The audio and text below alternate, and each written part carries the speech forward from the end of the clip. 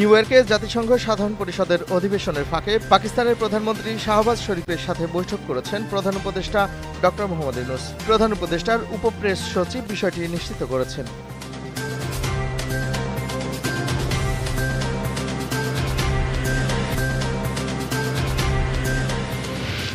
স্থিতিশীলতা, মর্যাদা ও অগ্রগতি ফিরিয়ে আনতে বিএনপি প্রস্তুত। নিজের ভেরিফাইড ফেসবুক পেজে এই কথা বলেন মির্জা ফখরুল ইসলাম আলমগীর।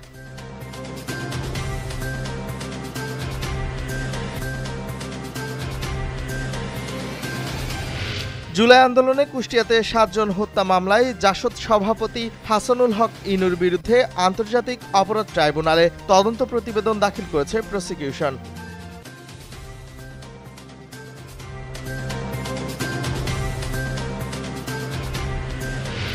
এস আলম গ্রুপের মালিক ও তার ৩ ভাইয়ের বিরুদ্ধে ইন্টারপোলের রেড অ্যালার্ট জারির নির্দেশ দিয়েছে ঢাকা মহানগর দায়রা জজ আদালত।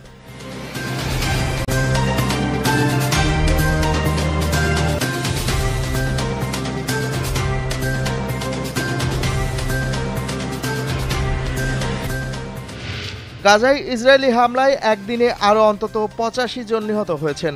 এক প্রতিবেদনে এই তথ্য জানিয়েছে সংবাদ মাধ্যম আল জাজিরা।